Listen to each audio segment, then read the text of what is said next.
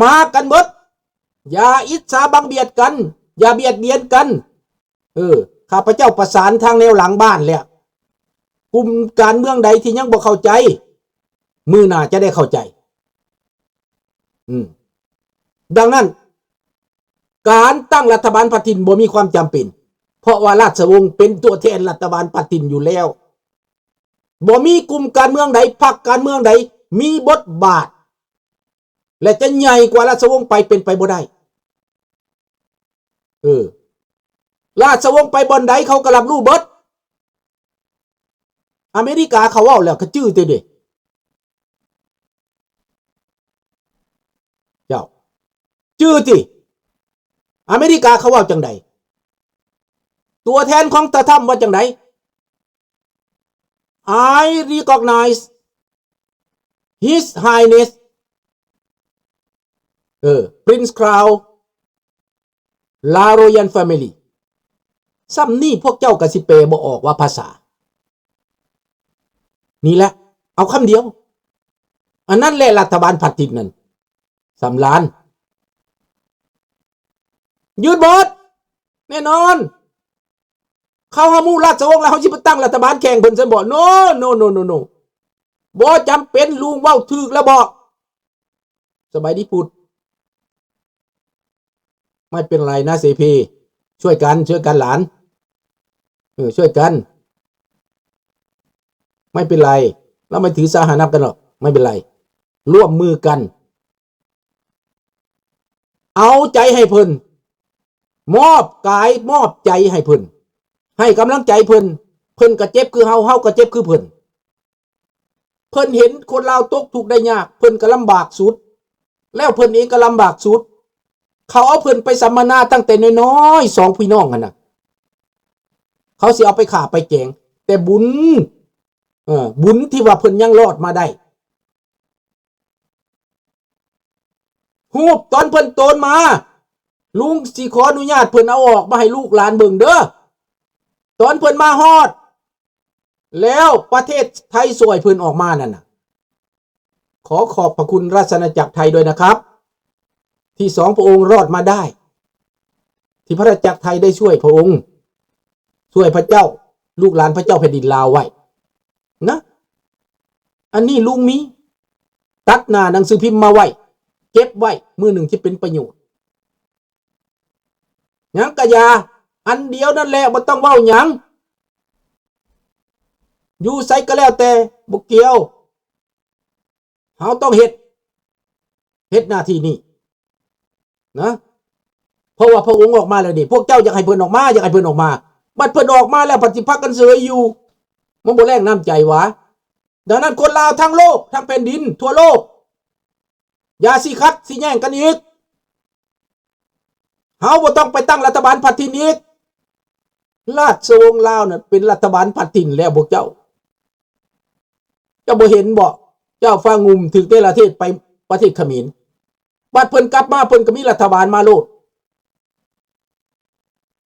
ถามว่าตุลอแม่นไผมาน้อยตัวหนึ่งจบเดี๋ยวก็แขวบ่มีตุลอเดี๋ยวก็แขวบ่มีเมืองลาวก็แขวบ่มีอยู่นอกประเทศก็แขวบ่มีต่อไปถ้าเบอร์ใดเป็นเข้มแข็งขึ้นมาแล้วพวกนี้บ่มีดอกหายไปเบิดพวกนี้น่ะบ่มีชื่ออีกชื่อก็สิหายไปพวกนี้น่ะ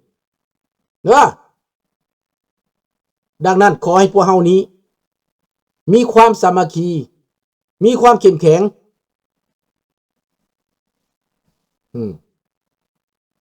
ซอยราชวงศ์ก็คือซอยประเทศชาติให้เพิ่นเป็นตัวแทนในการปากการเว้าเรื่องดิปโลมาซีแต่เฮานี่เป็นทหารของพระองค์ลุงนี่ก็เป็นทหารของพระองค์อาสาเอาชีวิตเดิมพันสู้เพื่อชาติเพื่อแผ่นดินให้พระองค์ได้กลับลาวต้าวคืนนี่เท่านี้แหละเหมือนดังพระเจ้าฟ้างุมนั่นแหละใช่พี่น้องคนไทยที่รักในความเป็นลาวก็ยินดีต้อนรับทุกท่านยินดีต้อนรับนะครับอยากได้สัญชาติลาวลุงสุนทราจะมอบไปเสนอมอบสัญชาติลาวให้อยากไปอยู่ไสก็อยู่ได้เด้อ พี่น้องคนไทยก็อยู่เมืองลาวพี่น้องกัน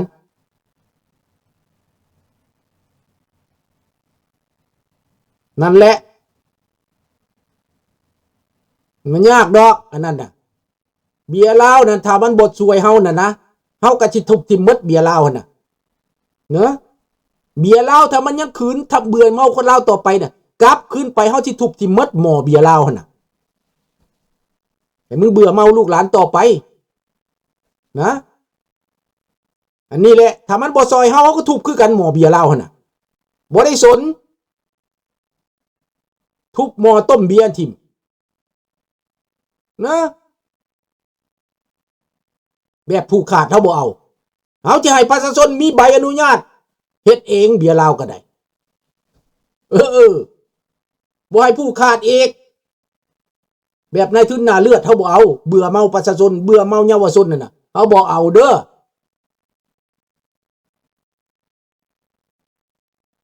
ลูกหลานพ่อเข้าใจแล้วบ่บาดนี่น่ะจุดประสงค์สำคัญแม่นให้ประชาชนอยู่ดีกินดีมีความสงบและมีเกียรติศักดิ์ศรีของความเป็นคน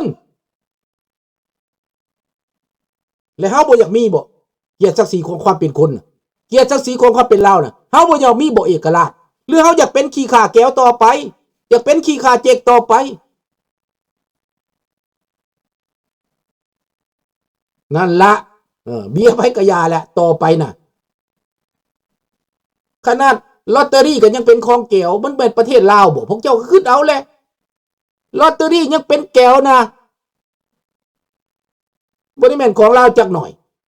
ของผู้นำก็เป็นแก้วเบิดหัวมันเป็นแก้วเบิดโตมันก็เป็นแก้วเบิด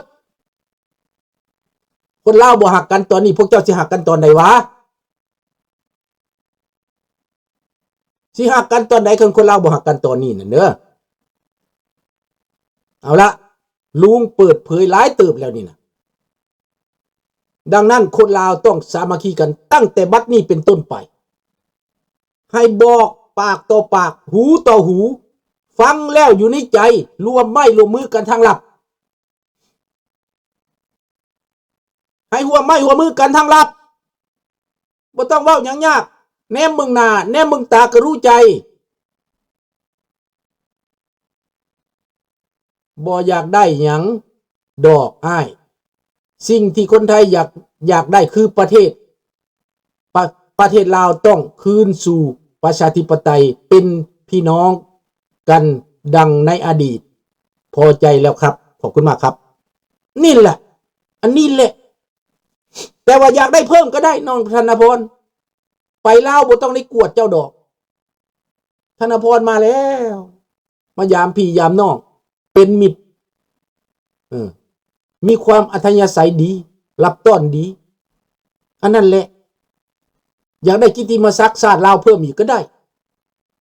เพิ่มได้นะสบายดีท่านวอน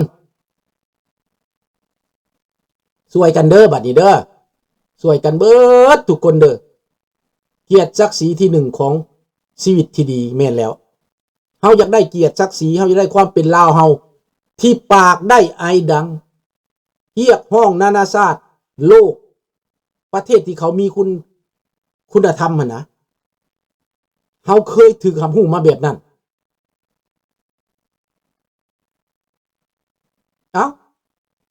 ในเมื่อว่าแก้วมันถือว่าลาวน่ะเป็นประเทศอีหยังเป็นประเทศหัวมึงขึ้นของมันก็ใช้อำนาจแหละมันก็กดขี่ข่มเหงแหละคนลาวไปยังบ่ตื่นยังสิมาพิษกันอีกยังสิมาเฮ็ดเวียกให้เขาอีกข้าพเจ้าบอกแล้วว่าตั้งแต่นี้ต่อไปผู้ใดเปลี่ยนได้ก็เปลี่ยนคันบ่เปลี่ยนก็เดินไปโลดเดินไปสู่หายนะเดินไปถือทางตันไปโลด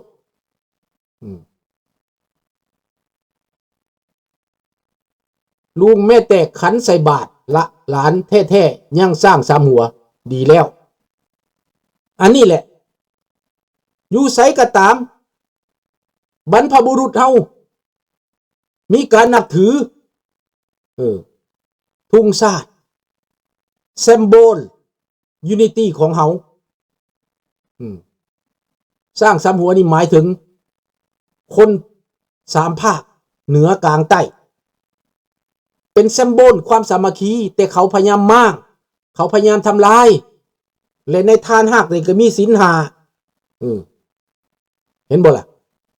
มันมีความหมายเบิดเฮาบ่ได้ตั้งขึ้นมาโลโลเลเฮาบ่ได้เฮ็ดขึ้นมาเพื่อทับบ้างเพื่อแบ่งแยกเฮาบ่ได้เฮ็ดขึ้นมาเพื่อเกลียดชังอันนี้บรรพบุรุษพากันเฮ็ดขึ้นมาเนาะข่าวดีในมื้อนี้เกี่ยวมาใส่รัสเซียจักหน่อยในตอนนี้พี่น้องรัสเซียระซำแล้วโดนัลด์ทรัมป์ก็ลงโทษยุโรปก็พร้อมรวมมือสบายดีนูก่อน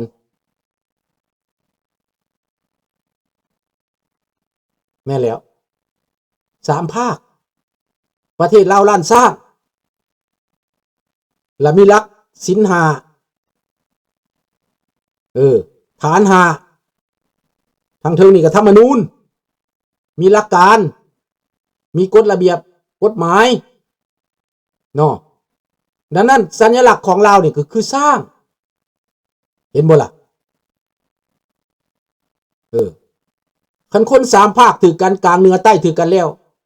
สามัคคีกันแล้วผู้ใดก็จะมาทำลายบ่ได้เบิ่งลุงอยู่ทุกมือเดี๋ยวนี้ห้องเพลงศาสตร์นำลุงได้แล้วดีแล้วบีเอ้ยเพลงศาสตร์ก็เป็นตาฟังแล้วมันบ่ล่ะให้ฟังเอาเท่านั้นไปแปลเอาในเนื้อเพลงไปที่ลุงร้องออกไปนะแบบนั้นแหละนโยบายเฮาก็แบบนั้นแหละแม่นแล้วดังนั้นอันนี้มันความเข้มแข็งเฮาต้องมาหนุนความเข้มแข็งเฮามาหนุนความเป็นพึกเป็นแผ่นเฮามาหนุนความสามัคคี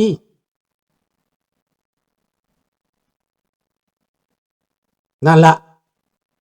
ดังนั้นในรัสเซียนั้นสัญญาณหายนะแล้วเซเลนสกี้จัดหนักจัดเต็มในอีกบ่นานจะฮู้นาโต้พร้อมแล้วมหาอำนาจเขาก็พร้อมแล้ว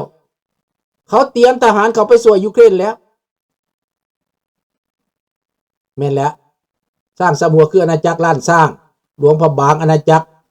เวียงจันทร์และอาณาจักรจำปาสัก3 ภาคลุงเอ้ยแม่นแล้วละลูกหลานเขาเข้าใจแล้ว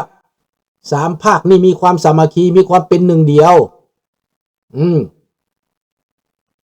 ภายใต้สถาบันล้านสร้างห่มขาวปกครองประเทศด้วยอยู่ความอยู่สุมกุมเย็นด้วยความพิทักษ์พิโรธธรรมเนาะดังนั้นมันขึ้นกับปากเขานี่แหละพากันเฮ็ดพากันทำพากันสามัคคีให้มีกำลังใจแตกแยกกันกระโจนก็เข้ามานั่นแหละกูยังมีนิวเคลียร์ผู้ใดก็มีเบิดนิวเคลียร์เด้อคันเอานิวเคลียร์ออกมาไปกว่าความหายนะของมันคนทั้งโลกรุมมันผู้เดียวลองเบิ่งได้ไหมจีนกับบ่กล้าจะใส่นิวเคลียร์บ่กล้านิวเคลียร์มันหมายถึงความหายนะเจ้าอยากใส่ก็ใส่อเมริกาเขาจ่ออยู่หน้าบ้านเจ้าแล้ว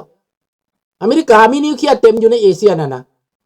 ยิงจากฐานฟิลิปปินส์ยิงจากเกาะกวมยิงจากไต้หวันยิงจากเกาหลียิงจากญี่ปุ่นเจ้าก็พอแล้วสำนั้นนะเจ้าอยากเฮ็ดก็เฮ็ดเจ้าอยากยิงก็ยิงให้เจ้ายิงไวๆเจ้าจะหายจากโลกนี้ไปให้เจ้ายิงโลดทางนั้นก็เต็มเบิดแล้วทางนี้ก็เต็มเบิดแล้วทางอเมริกานี่ก็阿拉斯ก้าจากหันไป300 กิโลเมตรเอาโลดเอาไปโลดจีนอยากยิงก็ยิงละเจ้ยผู้ใดยิงก่อนอยากยิงก็ยิงโลดยิงนิวเคลียร์อเมริกาเขาเอาดาวเทียมอยู่เทิงพุ่นยิงลูกนิวเคลียร์เจ้ายิงมาน่ะบางเทื่อบ่ฮอดเขาซ้ำอีตาถ้ำแล้วติดอาวุธเลเซอร์อยู่เทิงแล้วเขาติดอาวุธเลเซอร์อยู่เทิงแล้วให้เจ้ายิงมาโลดอเมริกาหั่นนะเจ้าดูถูกอเมริกาแต่ถามว่าเจ้าเทียบอเมริกาได้จักอย่างเท่ารัสเซียขนาดตียูเครนยังบ่ชนะคันอเมริกาตีซ้ำยูเครนน่ะนะ2 มื้อเขาก็ยึดได้แล้วอันนี้ใช้เวลา3 ปียังบ่ไปฮอดไสเจ้าก็เบิ่งเอาหั่นแหละเจ้าเบิ่งเอา